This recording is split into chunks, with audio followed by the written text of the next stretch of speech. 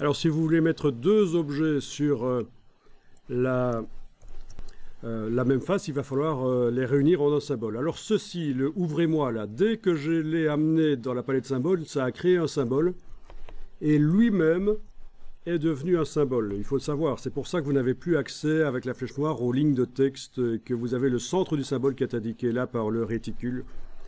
Il est possible de le retransformer en objet normal en faisant un clic droit, rompre le lien au symbole. Mais ça ne m'intéresse pas, au contraire, c'est bien que ce soit un symbole. Parce que je vais maintenant apporter un autre symbole, comme la fleur, là, voilà, je vais l'amener là. Un autre symbole que je vais agrandir et je vais voir si je peux le placer en dessous du texte. Dans la palette des calques, je vais gérer l'empilement.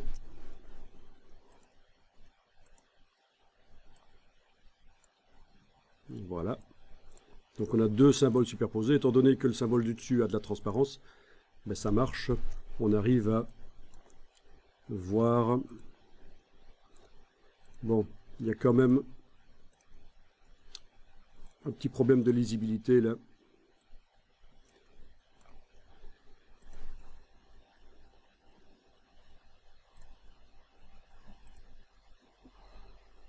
Je me risque à mettre une ombre portée sous le symbole, mais pas certain que ça va fonctionner. Je vais voir.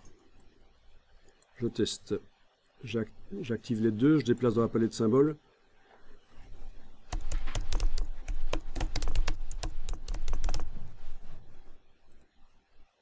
Bon, on dirait que j'ai un symbole avec une ombre portée. Je retourne dans ma boîte, dans le plaquage, sur la surface qui m'intéresse. Oui, c'est celle-là. Je supprime le symbole là, effacé. Je vais chercher l'autre. Bon, ben ça marche.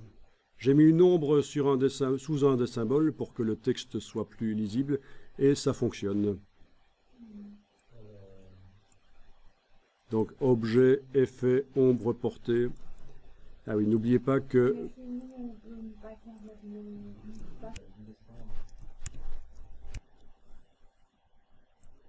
Donc ici, je suis en train de coller deux symboles en un seul, d'un coup. On ne sait mettre qu'un seul symbole par face. Hein.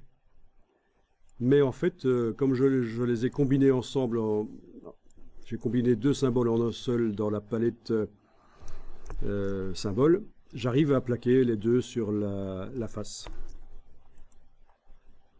Donc on a le symbole ici qui en contient deux, et on a ceci et ceci, qui sont des symboles imbriqués maintenant. Ils sont imbriqués, ils sont utilisés dans celui-là.